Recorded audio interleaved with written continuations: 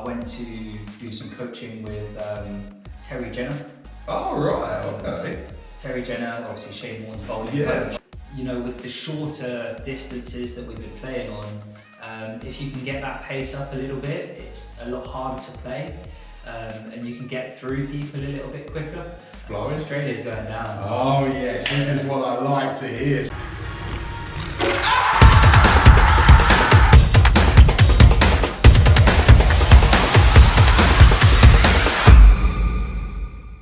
Backyard Cricket England is now in partnership with Telsa Media, a digital marketing agency with offices both at home in the UK and abroad. For all your digital business needs, call 0203 322 3098, email hello@telsamedia.com or visit www.telsamedia.com. Backyard Cricket England, now proudly sponsored by Telsa Media.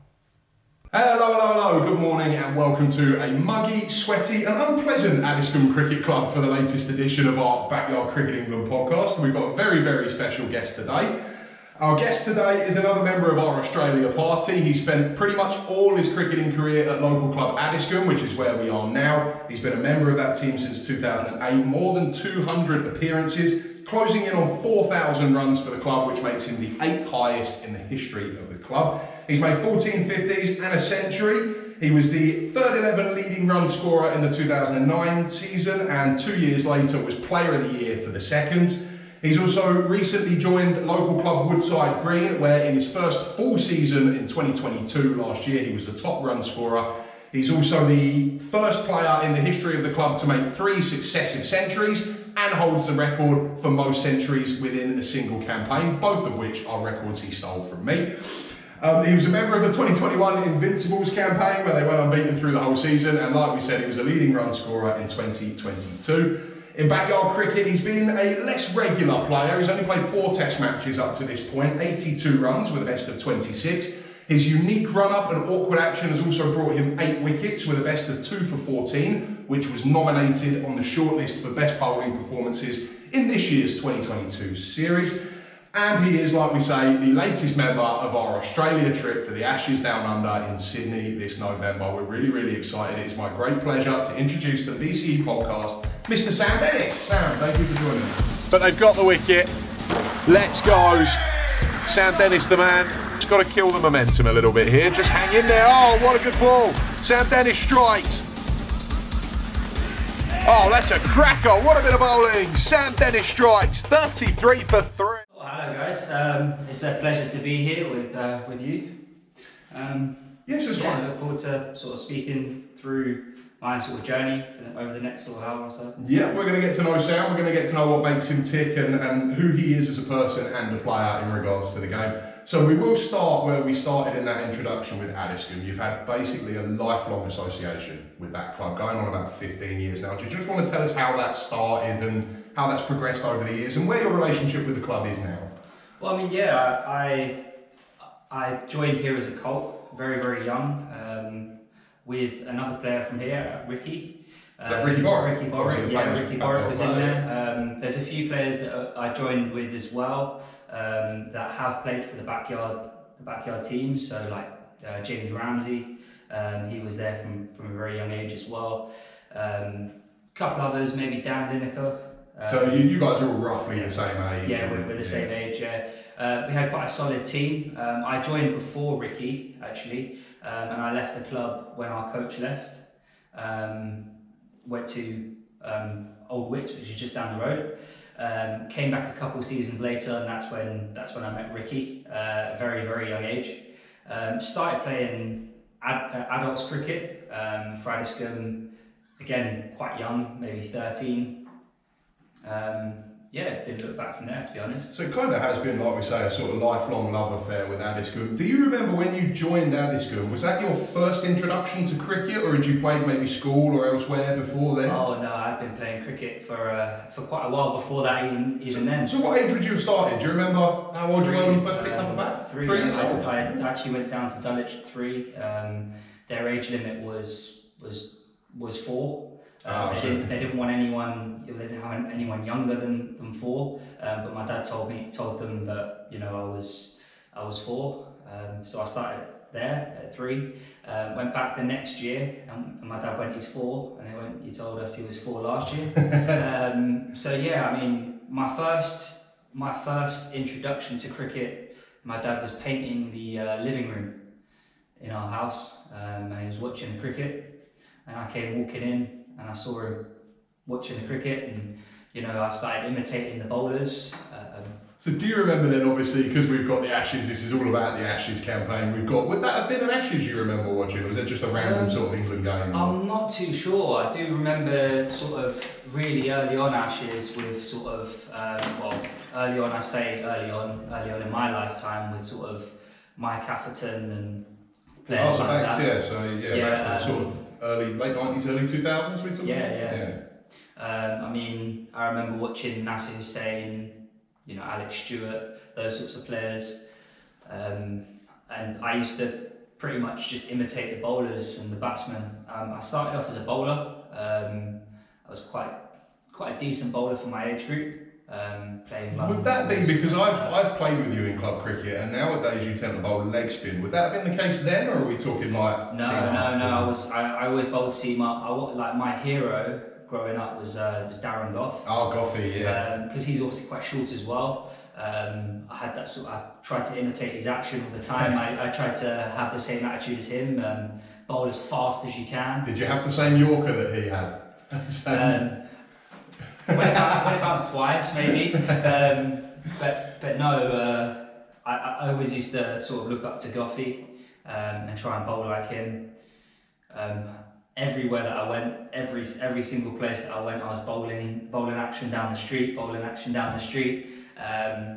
You know, cricket in the hallway in my house, cricket at the park every week with my... So it's kind of a love at first sight kind of thing. Yeah. So would it be fair to say then, you've mentioned Darren Gough, would it be fair to say starting cricket at 3 is a very, very young age? That's normally sort of family influenced at that kind of age. You mentioned obviously seeing your dad there. Would he be a big influence on your cricketing life? Was he a player himself as well? I mean, he didn't really play, to be fair.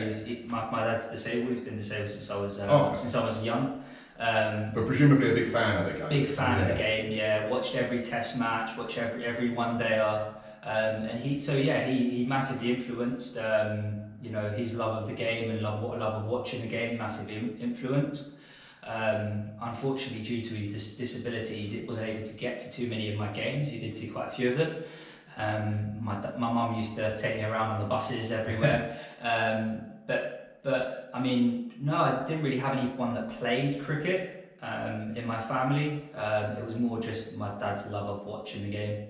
So how does that work nowadays? Is your dad someone you'll still go to and talk about? For example, if you're struggling in club cricket, little bad run of form, is he someone you would go to for advice and things like that? Like where is your relationship with your dad in terms of your cricket over recent years now? I mean, he gets quite frustrated with the cricket. He's someone who's had heart problems and things like that, and he gets quite anxious now when he watches it, so he doesn't really watch it too much now. We do talk about it quite a bit. I mean, rather than my performances, more just the international. We'll watch a few 2020s and things like that. I don't get as much opportunity to watch cricket with him or talk about cricket with him as much as I'd like to.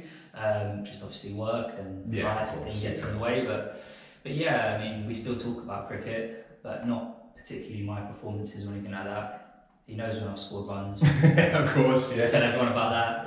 So obviously you started cricket at 3 years old, you go through sort of primary school, presumably again playing in the garden, things like this, maybe the old school game, but it really sort of kicks off when you come to Addiscombe. By the time you joined Addiscombe, was there any sign of the talent that you've produced in recent years then, or were you maybe one of the less gifted? How was it for you when you first started in organised cricket rather than just garden or in the house kind of thing? Yeah, I mean, it was probably me and the former mentioned Dan Lineker, were the best 2 players in our Colts team. So the talent was there early? Yeah. I played quite a lot of London schools cricket against the sort of younger counties, so quite a few sort of age group county standard games. Again, that was more as a bowler. Around the sort of time I was about 13, 14, I started to bowl leg spin and started getting better with the bat. I went to do some coaching with Terry Jenner. Oh, right, okay. Terry Jenner, obviously Shane Warne's bowling Yeah, coach. find a mentor. And he said to my mum that I was very talented. Where was this with bowling? bowling. Where would you have met TJ? This was at Sutton Cricket Club. Oh, right, so yeah, again, not far. And Just up the road. also another one of the backyard cricket England team. Guppy was there. Oh, Gurpal Singh, yeah. Guppy, yeah. He's a leg spinner himself as well. Yeah, so we both did that. We both did the training there with Terry Jenner, which was amazing. I remember doing, probably a little bit younger than when I was training with Terry Jenner, but Ian Salisbury. Yeah, I remember, Some training with him and quite a few of the lads, Bicknell, Martin Bicknell, over in Wimbledon, schools down there. Did a little bit of training with Alex Stewart as well. right, so there's quite some famous luminaries dotted around Yeah, your training here, yeah. So would it be fair to say at that age then, sort of 14, 15, as you come into sort of teenage years, was the goal to be a cricketer, or was it still something you were just enjoying as a hobby? Was there a certain plan in your head, I want to play county cricket? Well, from the age of 3 till about 13, 14, my goal in life was to play international cricket, and that's what I wanted to do. I had a massive passion for it. Pathways changed and directions changed, but I mean, from about 13, I always wanted to be an international cricketer. Well, I'm happy to say, come November, we will be able to fulfil that wish for you. You are going to be an international cricketer, which dream achieved. So when did the sort of realisation dawn? Obviously, like we say, long time at Addiscombe, playing forward side green now. When did the sort of realisation dawn for you that international cricket or professional cricket might not be realistic, and how was that for you? Because obviously that can always be a difficult thing mentally. How was that for you, and when did you start to realise that? I mean, probably about 13, 14. Was it quite early? I remember from young, wanting to play international cricket, but priorities changed around the sort of time my mum got ill. My mum got ill when I was probably 13. She got breast cancer. She was probably the main one taking me to games and practices. So obviously things a like huge that. influence. Obviously took a huge impact, and she wasn't able to take me to the training sessions that she used to. The indoor training at the Oval, we weren't able to go to too much. It was a massive impact because she was stopped being able to take me on those sorts of sessions and things like that. And obviously priorities change when something like that happens with your family. And I would assume looking back now, when it's a family issue, I would assume looking back now, no regrets. No regrets. I'm in a decent position. I wouldn't have met the people that I met, and I wouldn't be in the place that I'm in had that not have happened. And obviously she's fine now. She's fantastic. She's fine now. Just let everyone know. Sort of leave that on a cliffhanger. She's fine now, and but that was quite intensive treatment, and priority for about a year and a half maybe was sort of more on making sure that she's okay and everything was well there. And it is important, like you say, obviously coming from a position as well with someone who's had cancer in the family with parents and things, it's a really, really difficult thing. And it's something that doesn't really leave you as well. Is that something now, where we've mentioned for you specifically, your mum being such a big influence with taking you to games and everything in your journey in cricket, now that she's better and sort of well and on the right side of that, do you still interact with her about the game? Is she someone you think about when you're out in the middle, say you've just reached 100 kind of thing? How is that for you? How do you sort of process that nowadays you're out the other side of that? Well, I mean, from the start of her treatment, pretty much after that, she never really came to many of my games. Just because I started to become that age where I was able to take myself to games and sort of go to practice by myself. When she had sort of finished her treatments, I was sort of like 14 maybe, and I was grabbing the bus by myself and I was going to games and things like that, and that's sort of maybe when I started to play sort of adult cricket as well. But I do talk to her about when I've got scores and things like that, and I do, Would she be a big cricket fan by nature, or is that more from supporting you? I don't think she's too fussed. Well, would she, for example, sit on her own, alone at home, watching a test match? No. I don't think that would be more my dad. If she was watching it, it'd be because my dad stuck it on. She'd be like, "Oh, the cricket again." She's not a massive cricket fan, but obviously, you know, her love for me and her dedication for for myself took her far and wide when I was younger. And presumably when we go to Australia and the videos come out on YouTube after the series, there will be no bigger fan than her watching on to see how you get on. Would that be fair? Possibly. I still have to explain the rules to my missus. She would probably be another one that would have to endure me playing the videos for her. But yeah, maybe my mum and dad will sit there and watch a few of the videos and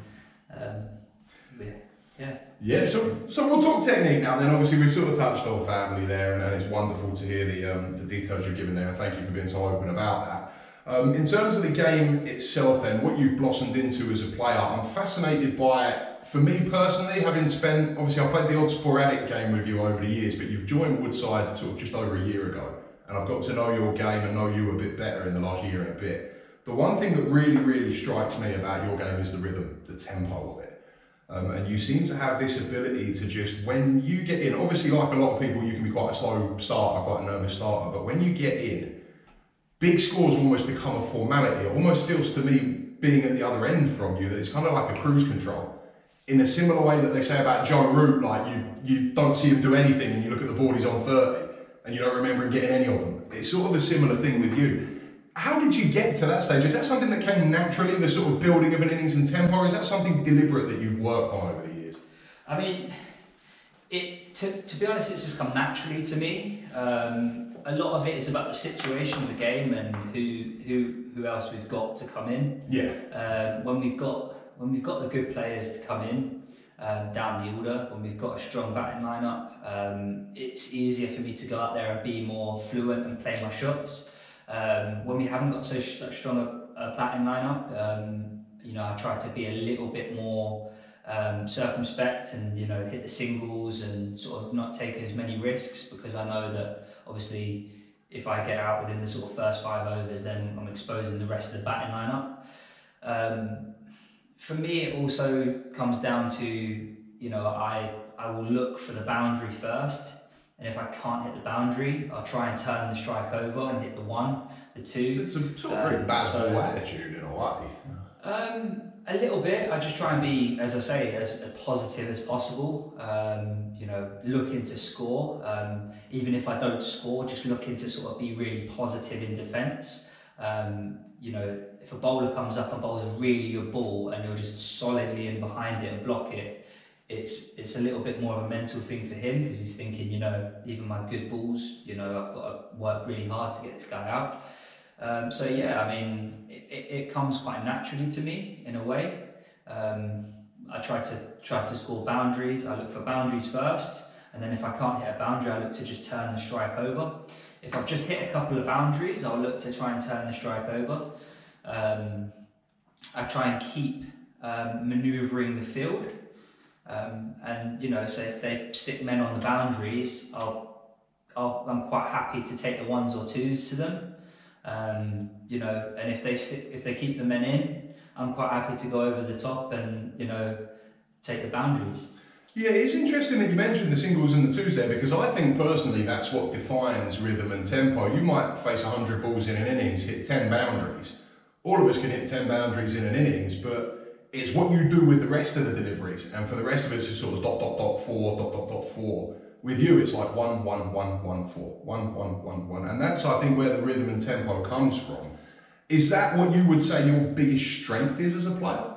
Yeah, I mean, I've never been one of those ones that hits the ball big.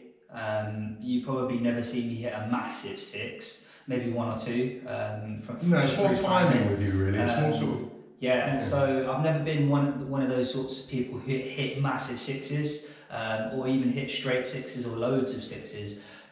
So I've had to sort of develop a game where I can get that 6 in and over through doing something else. That might be just turning the strike over. I think you'll accumulate way more runs if you're doing that, and then hitting the bad balls. So if even the good balls are going for singles, you're looking for a good score.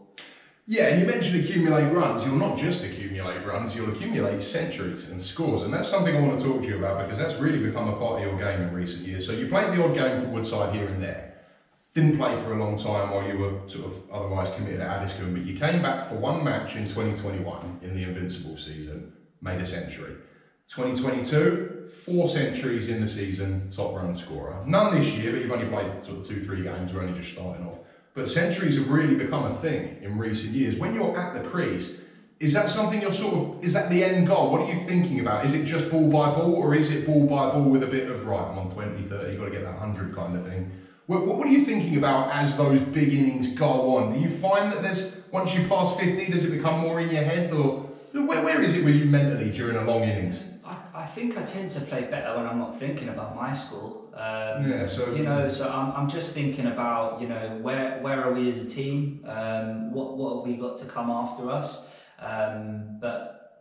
But more just about the next ball, and if there's a bad ball, put it away. If there's a good ball, try and hit a single or 2 off it. That's all I'm pretty much thinking. I feel like I don't play as well if I have my score in my head. If I'm thinking, I'm on 10, I've got a long way to go until I'm at 100. I don't think. I just don't. I try not to think about it at all. If the scoreboard's there, it's more of a put off for me, to be honest. You're not the only one. I personally, as well, I find it a lot easier to bat if the scoreboard doesn't have the batsman's scores on it. I don't like knowing what I'm on, so I would agree entirely what you're saying with that. Do you set seasonal targets though? So when you come into a new season, are you thinking, I want to make 3 centuries and average 50 this year or something like that? Do you set any targets, or is it just a week by week? No, I mean it's not even a week by week. As I say, it's a ball by ball. Ball by ball basis. I just try and play each ball. I don't think too far ahead. Obviously it's lovely to get hundreds and lovely to think about, I've got this many hundreds and go, I want this many hundreds next year. But I don't really set too many targets in that way. I just go out there and enjoy playing the game. So how do you reflect on the centuries then? Because we mentioned the 2 records you've picked up in the last 12 months. First Woodside player to make hundreds 3 games in a row, and then first Woodside player to make 4 centuries in a season. Is that something you think about at all? How did that feel when you got those? Were you aware of those records at the time or afterwards? How do you sort of reflect on that? Is that something that means a lot to you, or sort of not hugely? Or? I mean, if you look back at the Chiddingfold century, which is the 3rd one, which is the record. Yeah, that was so. Again, just to be clear on this, whether the one he's talking about there, the 3rd of his 3 in a row, was made at Chiddingfold. That game is in full on YouTube, and if you search for Chiddingfold against Woodside Green 2022, you can watch Sam's full century in its entirety in that game. So sorry, Sam. Yeah, and I think that was in about 60 balls. But if you look at the shot I got to 100, I knew I was on 99 because we'd had drinks before, and they told me I was on like 80 odd. So I counted from there. But I looked at you and I went like that. Yeah, I remember that's on the footage. I think you knew about that record. You told me about the record. Because again, these are records that you both took from me. Yeah. I do apologise for retiring at 100 there. we were just a little bit short of another record. So at that time, our opening partnership, off the top of my head, I think we were 6 runs short. Was it 6 or 7 runs short of the record opening partnership for Woodside? And you retired on 100. Well, I don't remember saying to you, don't retire, let's just get that and then retire. And you didn't. But obviously, we'll go back to your first century for Woodside. 2021, you only played 1 game in that whole season, and that was obviously the famous summer with the Invincibles where we went unbeaten. Now, obviously, your role in that was a small one. You only played the 1 game. But it was right at the end of the season in the clutch games when they were getting very, very tense, and you did make a ton. How is that for you? Do you feel like you did your part? Do you feel a part of that Invincible season? And how was it for you coming into a dressing room where everyone was just so confident? I mean, the team spirit was incredible that year. How do you reflect on that game and your sort of role within that season? I mean, You guys made me feel like part of the team. So obviously, I knew quite a few of you from before. Yeah, and you played the odd game as a ringer over the years as well. You weren't a complete stranger. Yeah, I knew, Robbo, Squeaky. Yeah. I knew, Ricky quite a bit. So I knew quite a lot of the players there. Ricky had said to me, come down and play. And I mean, the atmosphere in the dressing room and the way the team gelled together, and, it showed how good friends everyone is, and that's pretty much what made me want to come back. As for being part of the sort of invincible season, yes and no. Obviously, seeing the way that their openers batted, they almost won them the game. Yes, that was the game where they exploded, wasn't it? Yeah, they almost won them the game. So that I do feel that 100 did play a big part in winning that game. Did, yeah. But it was almost overshadowed in a way, because we have spoken about this on the podcast before. That was the game where James Maguire took 5 for none. So almost everything else that anyone else did that day kind of got forgotten about. Yeah, I mean, Alvin was scaring him as well. Yes, he played in that game, didn't he? Alvin was really scaring him. Great player, fantastic player. Yeah. Really, really obviously sorry to hear, what's going on with Alvin at the moment. Yeah, again, we'll just reiterate on behalf of everyone at Backyard Cricket England, Alvin Southeyard, one of our players and a very, very popular and quality player, is not very well at the moment, and I presume I speak for you as well when I say we wish him all the very best with that recovery. Yeah, 100%. So obviously you played that one game in 2021. You decided to join permanently in 2022. Was that because of what you were just talking about there, the sort of feeling welcomed in the team, feeling included? Was that because of that, or were there other reasons that you joined instead? What sort of made you make that leap? Because you've been at Addiscombe for so long, and you still play Saturdays for Addiscombe. But was it difficult to leave the Sunday team at Addiscombe, or because you were still playing Saturdays, was it a bit easier? Well, I mean, look, I was at a point where, if you look back a couple of seasons, I didn't really play very many games, maybe 2020, 2019. I played maybe 1 or 2 games in the whole season because I just wasn't enjoying the atmosphere. Nothing against Addiscombe, but I wasn't really enjoying the atmosphere of the team at Addiscombe. I felt there's quite a lot missing in terms of the team environment. The team tend to change week by week, and I wasn't really enjoying my cricket there. For the last few seasons at Addiscombe. So obviously coming into the Woodside team, everyone being so friendly, I say friendly ribbon most of the time, but everyone being so friendly just made me feel welcome, made me want to be part of that. And it's less for the cricket that I come down now. More for the environment. More for the environment, more for the people, more to be around people that I would call my friends. So yeah. Yeah, so it sounds like obviously it's been for you a good time so far, and for us as well. Anybody who comes in, makes 4 centuries in a season, top run scorer, is going to be welcome. But I think what obviously stands out for the rest of the team is the sort of touch of class, the way you bat. It is a shame, we will come on to backyard cricket, it is a shame we haven't seen a big score from you yet, because the people at home won't have seen you at your most fluent best, and like we say, I would urge you to watch that Chiddingfold century on YouTube because it's a glorious sight. But the raising of the quality, does that come with any pressure? Do you almost feel like you're expected to make runs every week? Do you feel there's any jealousy from other players when you do get scored? How has it been, not just coming into the team, but coming in and being immediately successful? Well, I mean, obviously being Sunday friendlies, I feel the standard is not as good as I'm used to. Obviously played Addiscombe 1s, played Addiscombe 2s quite a lot. So obviously being Sunday friendlies, they're not as high a standard. And so obviously being at that standard, I don't feel like, obviously, I don't know, it's difficult to put it. I feel people are taking opportunities from people to, maybe I did that tiny bit out, but I would say maybe I feel a little bit like I take maybe too many of the overs up from other people. I have mentioned to Dan about playing me down the order a little bit for Woodside. So for you, it's not a case of coming down here trying to make stacks and stacks of runs and be the top run scorer. Playing with friends, to be honest. Yeah, so it's nice to hear. Obviously, it's more about getting other people a game and having fun rather than just I'm going to get 100 every week. I mean, that's why I try and get 100 as quick as possible to retire. So right? Get out of there. I mean, quite a lot of. I mean, the Chiddingfold one. Had you not have stolen the strike for 6 overs straight, it would have been within 15 overs. It would have been in the 14th. I was getting fed up of being outscored, so I thought I'd just take 5 overs to myself. Obviously, yeah, so, and part of the Woodside thing as well, I think it helps that a lot of our backyard players are Woodside players. So you get to know them all year round rather than just the cricket season. You form that relationship over the winters. And you've not played a lot of backyard games, like I say, 4 tests, a smattering of one-day games as well. The first thing we have to obviously talk about the elephant in the room here, which is I think what people watching at home will want to know. We talk about all these centuries at Addiscombe, all these records and all the Woodside and all this kind of stuff. Backyard test matches, 8 innings, 82 runs. It's comparative to your ability, not an outstanding record. What do you put that down to? I mean, it's a completely different game, isn't it? Yeah. I mean, the rules are different. It's a completely different game. I feel a lot of the backyard stuff, if you're camping on the front foot and not playing the short ball, because you can't play at that sort of distance, you can't play a short ball. But one of my strengths is, pulling, cutting.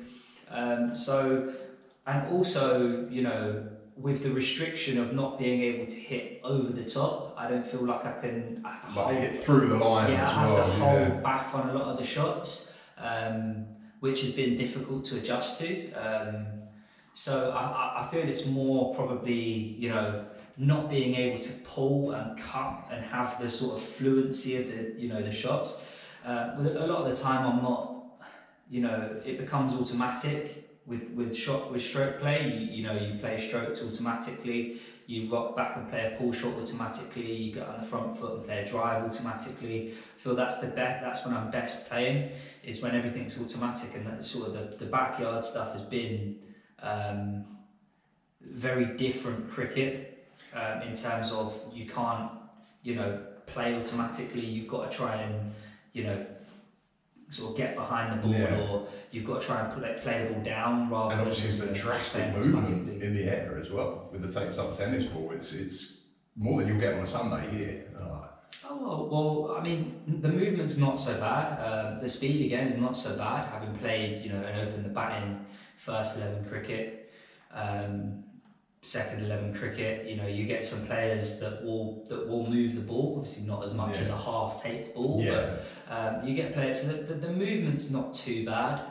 It's not something that I struggle too much with. I feel it's more not being able to play the shots that I want to play.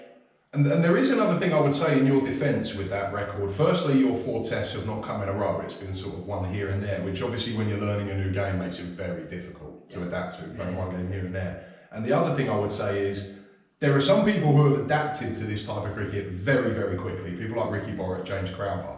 But overall, 4 tests, 82 runs, does not really lose anything in comparison with most other people. That's more runs than I made in my first 4 tests, more than Gurpal Singh, more than Dan Mears, more than Rob Maguire, more than most others. So is it just a case with you? Do you feel if you could get a full series in a full run of games, it would just click? I'm the kind of batsman that if I bat time, then it becomes automatic. As I say, the first game of the season, the first few overs aren't automatic. So obviously that playing yourself in bit. So I feel maybe if I have a few games or a few innings in a row, it might become more automatic. Obviously, we've been playing a shorter pitch than in Australia as well most of the time. So I feel like that sort of bigger leap might help as well. I think it will help all of us as batsmen, because we got the dimensions wrong in the last 3 years. The Australian pitch, I believe, is 15 yards. We've been playing off 30. So we've made it much harder for ourselves. That's quite a big which difference. I think will stand us in good stead. And I think the shorter run up in the Australian pitch as well.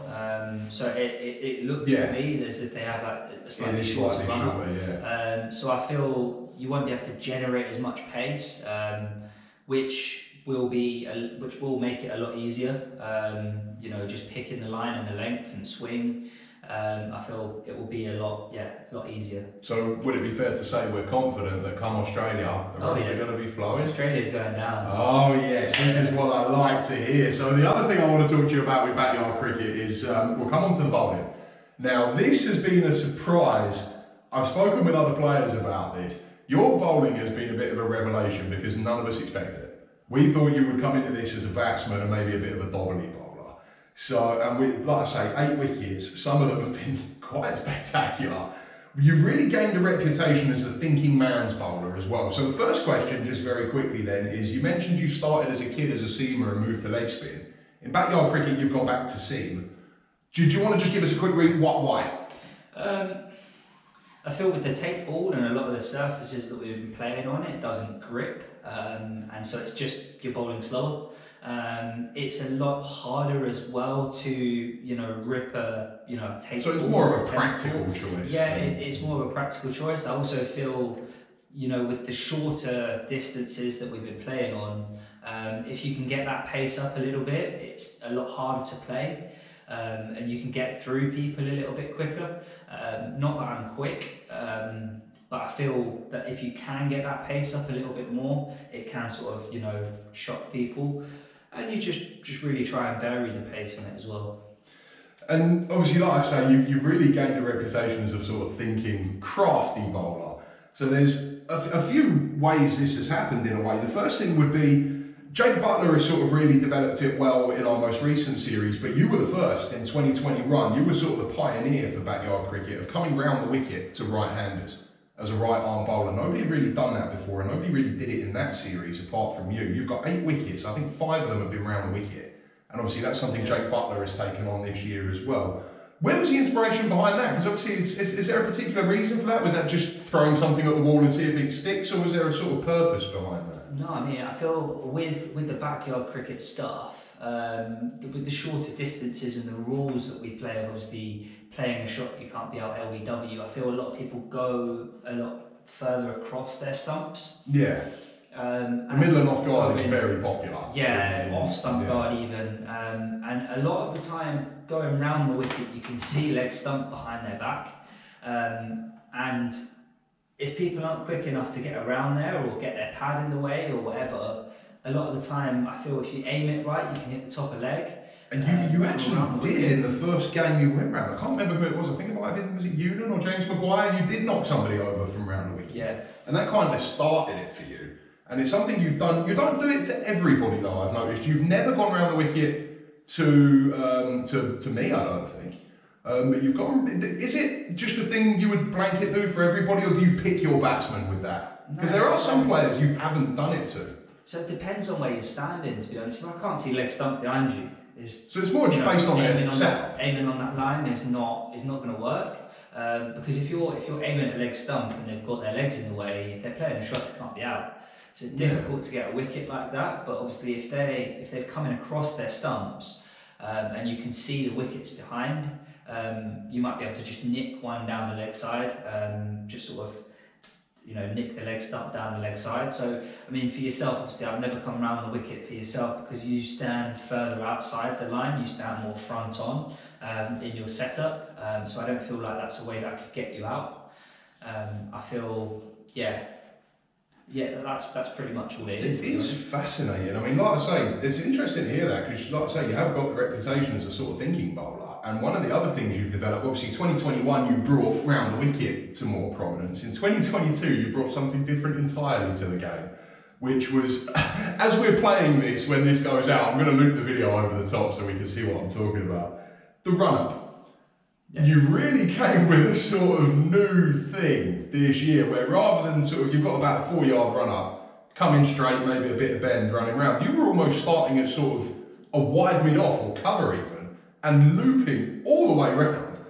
Where did that come from? What was the point of that? What was that all about? That was seeing if I could gain a little bit more momentum into the pitch. So it's for pace? Yeah, so it's for pace. So as I said, the reason I didn't bowl spin was because I found that sort of, it didn't spin, but if you're quick enough, you can sort of get through people. And obviously you can surprise them with a slower one as well. I felt that's what, Alvin was really good at, is because he is a sharp bowler and developing that pace. If you can get that pace, and get it on a good line, it's easy to get wickets. If you're not quick, people can just lean on you a little bit and sort of, I think this is really interesting because To some players, it might look like a gimmick. It might just look like you're doing it just for a bit of fun or silliness, but there really is like clear and detailed thought behind it. Yeah, I mean, if I could gain a yard of pace, you know, just through that momentum, it's difficult to get that momentum and come round like that and still get it straight. But you know, with quite a few of them, I was a little bit quicker. It felt because you did it in the first Test match and you did it in the first innings and it didn't go very well for you. I think you bowled something like 4 overs for 40, and that was the game where I got 100, and you were bowling a lot of wide full tosses that were just going through cover. The second innings was the game we mentioned right at the start. You were nominated for one of the performances of the series because you got it right. You obviously learned from the first innings, made the adjustments. Do you remember what adjustments needed to be made? Do you remember, was there anything technical, or was it just practice kind of, just the more you do it, the better you'll get? With that run up going round the wicket wasn't an option. You can't do it. It's just an angle you can't get. I feel like it's more practice and being able to sort of put it in the right areas with the practice. So just as well, I try and do something a little bit different.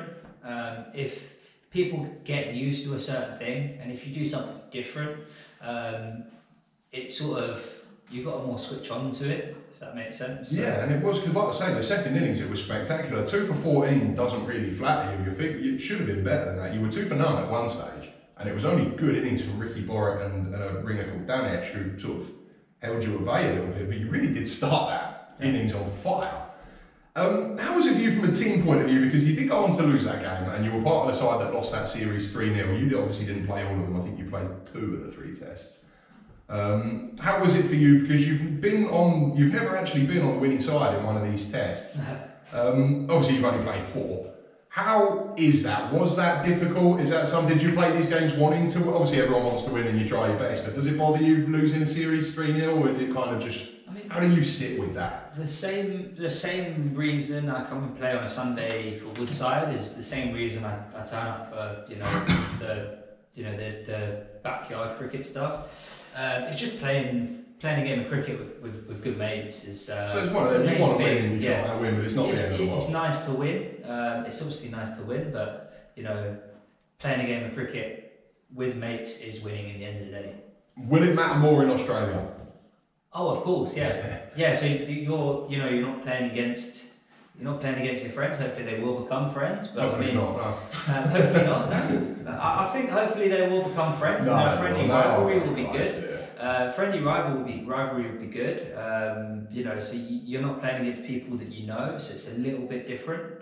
Playing against people you know, for me personally, it's not as easy to take it seriously. Yeah. When you play against an opposition, a clear opposition, of people that you don't know, it's a lot easier to take it seriously. But also when you're playing against Australians, come on, we need to take it seriously. When there is an earn at stake as well. Yeah. So let's talk about Australia then. You were not in the original squad, so we first came up with this idea in 2019. We then had to cancel the trip because of the pandemic, and you weren't in that original squad.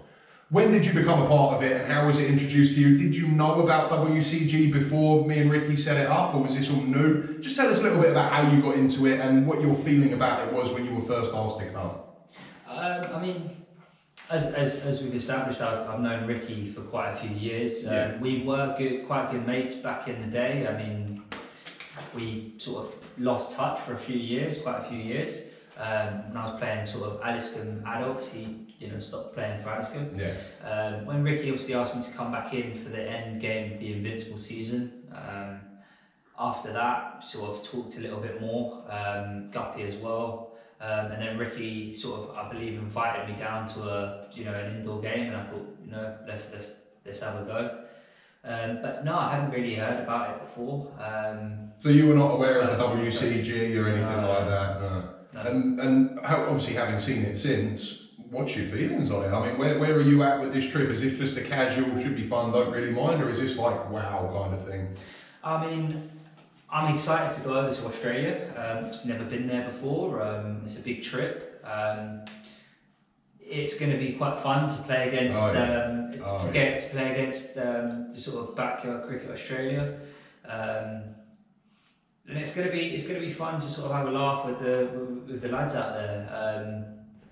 my thoughts, obviously, it'd be nice to win, and we need to sort of play well to win it. I think in their own backyard, literally. It would be amazing, wouldn't it? It'd be amazing to go away with the win. Yeah. So is this for you primarily first and foremost an experience before an Ashes series? Is the experience and the fun of it first, and then if we win, terrific. Yeah, 100%. Cricket, since I stopped taking cricket as seriously as sort of trying to become professional, cricket's always been more about playing with a good bunch of people.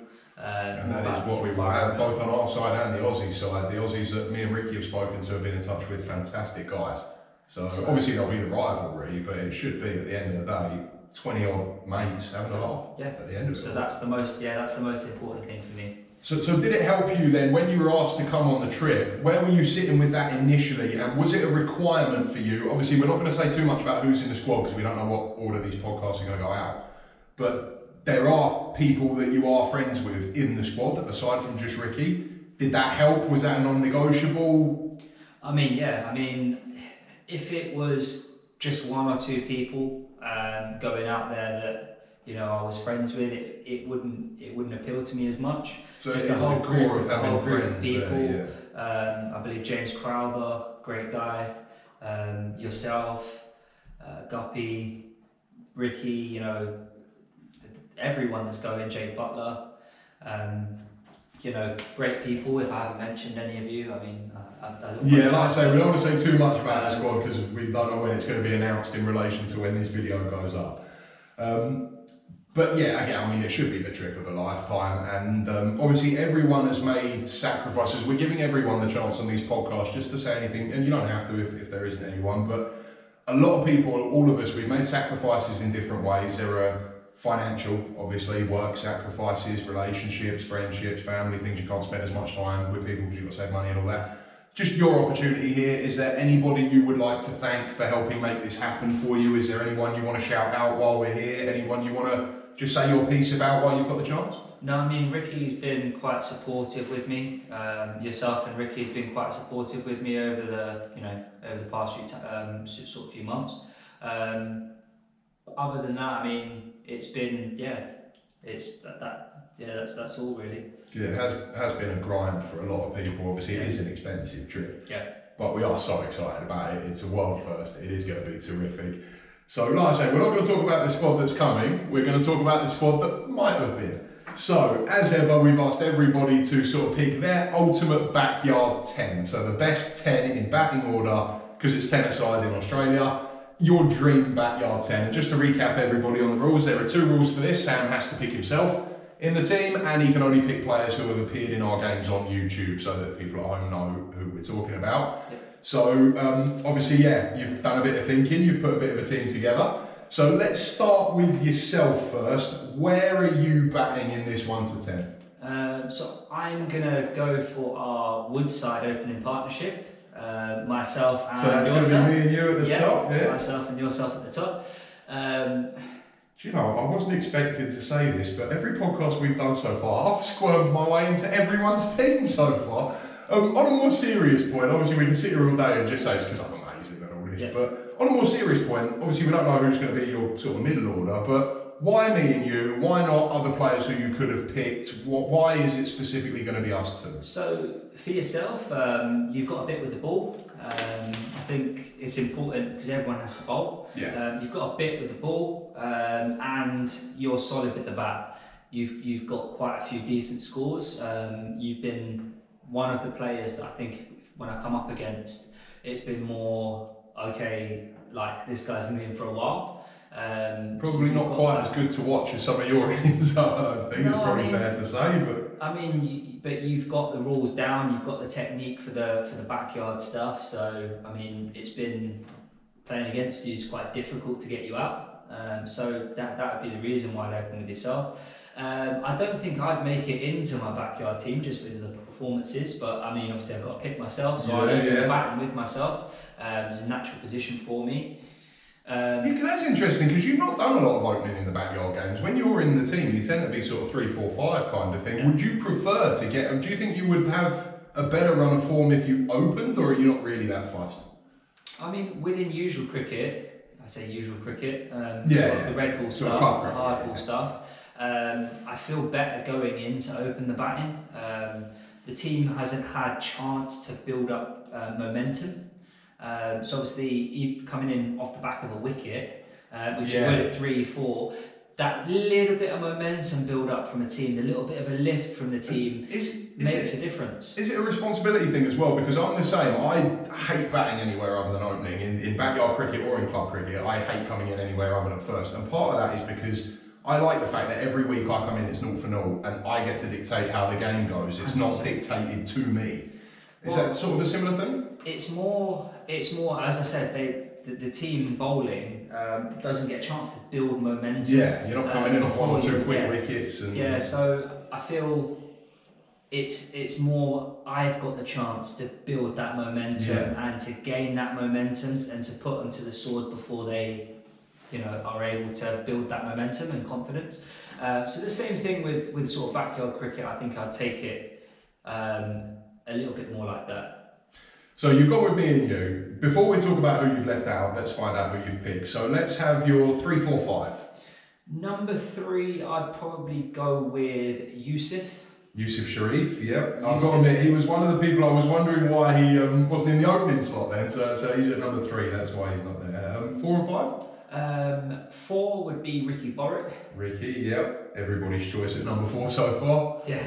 I think that's a natural position for Ricky. Again, he's got a bit with the ball. Yusuf's got more than a bit with the ball. Oh yeah, very good. So that's why I have those players in there. So would you say those two, was there anybody who pushed them particularly hard for those spots, or would you say those two are pretty much non-negotiable? Well, I mean, I've got a list of probably 7 players that I need to have, that I would definitely have in the side.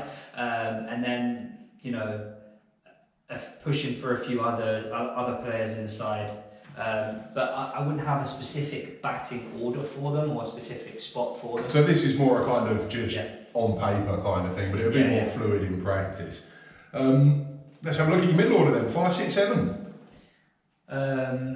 So 5 would have to go to Alvin Safia. Again, got that bit with the ball, got more than a bit with the ball, but also is a very solid batsman. Yeah, and number 6? Alvin's friend, Bevan. Bevan West, yeah. Bevan, Terrific. again, terrific cricketer, very good with the ball, very good with the bat. Yeah, he is outstanding. And my personal belief is that I think Ricky Borrett is the best batsman in backyard cricket. I think he's been the sort of far and away the superior player right from the start.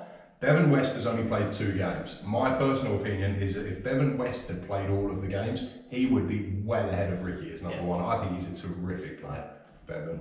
And obviously you've got Alvin at 5, like we said, all-rounder, full package kind of thing, brilliant player. Yeah, scary with the ball. So in terms of the batting then, like I say, you've got me and you opening, Yusuf at 3, Ricky 4, Alvin 5, Bevan 6. I'm seeing some names missing here, so why, for example, Yusuf, Ricky, Bevan ahead of, obviously I don't know if they're going to come in later on, but James Crowther, Gurpal Singh, people like that. I think there's plenty of others. Bijal Patel would be another one. Why these guys? I feel they offer a little bit more with the ball. So it is for that sort of all-round option. It's for that all-round option. They're offering a little bit more pace with the ball. And as I said, if you've got that bit more pace with the ball, I feel it's a little bit easier. With spin, it's a lot easier to play against spin in the backyard cricket stuff. And it's a lot harder to control bowling spin. So you drop it short, you're getting latched. It's gone. So yeah, that's a lot of the reason for that. With Guppy, I felt batting against Guppy would be a little bit easier than batting against the rest of the names that I've. Well, certainly against the likes of Alvin. Yeah, the names that I've produced there. So yeah. So we get into sort of the bottom now, 7, 8, 9, 10. So this is your sort of bowlers, all-rounders kind of thing. Of all the podcasts we've done so far, this is what everybody has found the hardest, is choosing their bowlers, because there are so many options. And you have to leave out so many good players. So let's hear it then. Who's your lower order, your tail? Who's made the cut? Well, James Ramsey, Rambo's in. again, very quality cricketer. Oh, yeah. He's probably the best cricketer that I've named on So on yeah, paper. this is something we asked a lot of people. A few people have said this. I know Ricky says the same thing. Of all the BCE players, all the backyard players that have played for us, would it be fair to say that James Ramsey is the best club player out of all? Oh, 100%. Yeah. Captain of the first 11 at Addiscombe for a couple of years. You know, good with the bat, good with the ball. Opened the bowling for Addiscombe for, you know, for quite a few years. And also, more importantly, very nice guy as well. Yeah, Very humble, nice guy. So Rambo's in. 8, 9, 10. 8, 9, and 10. So 8, you've got to have, you've got to get Rob Maguire in there. Rob's Squeaky. in, yeah. You've got to have Rob Maguire in there with the ball, excellent with the ball, and offers a bit with the bat as well. Is he the best backyard bowler?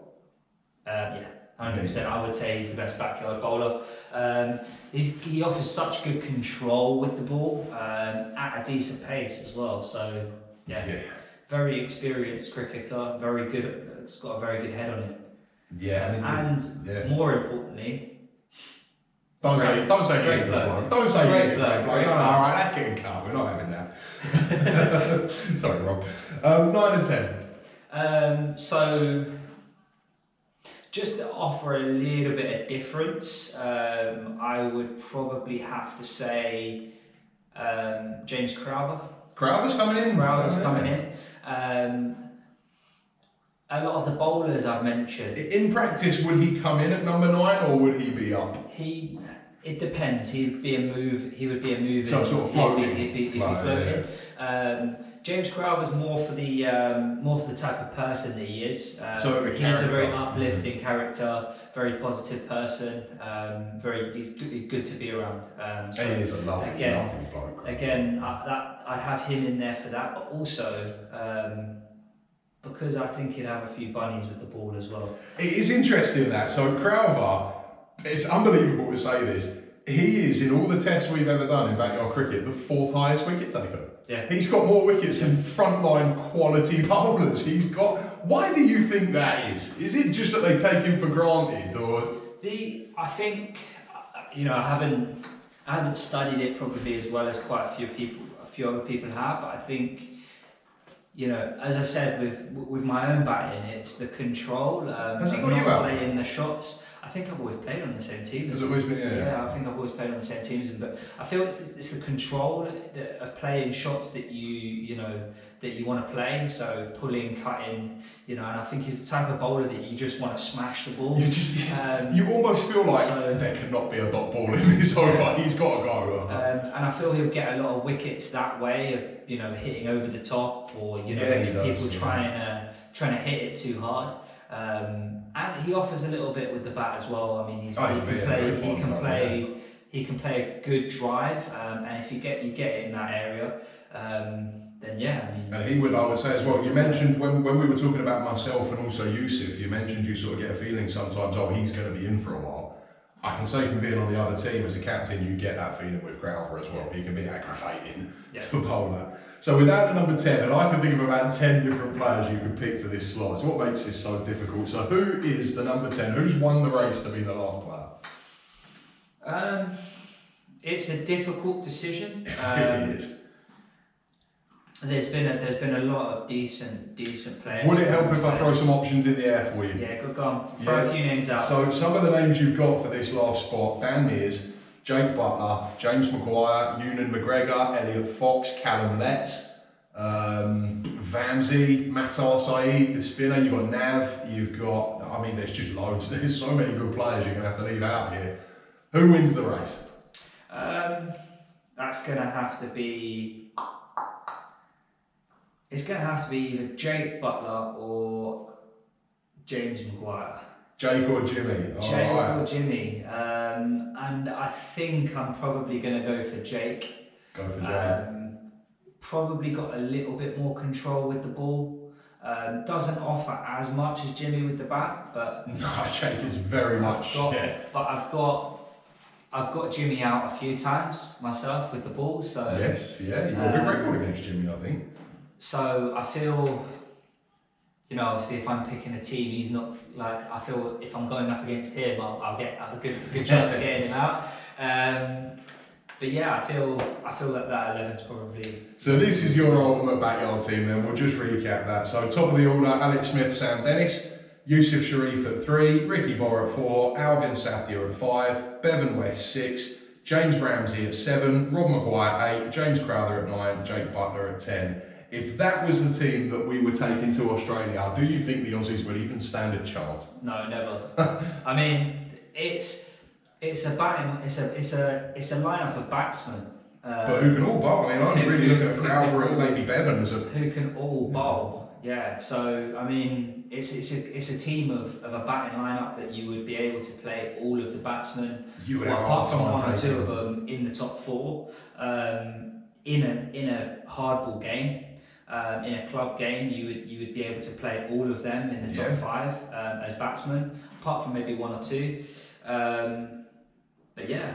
Just looking at this team, if you were bowling at this team, you'd have a hard time bowling them out. That is some serious batting in this team. But also, there's some serious bowling in the team. You've got Rob Maguire, Alvin, Ricky, Yusuf, Jake, obviously, Rambo. That's a serious lineup, that. So that is your team, and we are just about out of time. So thank you very, very much for joining us, Sam. This has been fantastic. We will close, as we always do, with your opportunity to just have a little look down the camera lens there. This is the last podcast that's going to go out before we go to Australia. Do you want to give your final message to the Aussies? Is there anything you want to say to them before we come and steal the urn off them? Aussies, we're coming for you, mate. We're coming for you. Well, this has been wonderful. Sam, thank you so much for joining us. Thank you for giving up your time. It has been fantastic. Join us again next time on the BCE Get to Know podcast, where we'll be talking to another of our members of the Australia squad for the Ashes this year. In the meantime, enjoy your afternoon or evening, wherever you might be watching. Thanks again to Sam Dennis, and we'll see you again next time on Backyard Cricket England.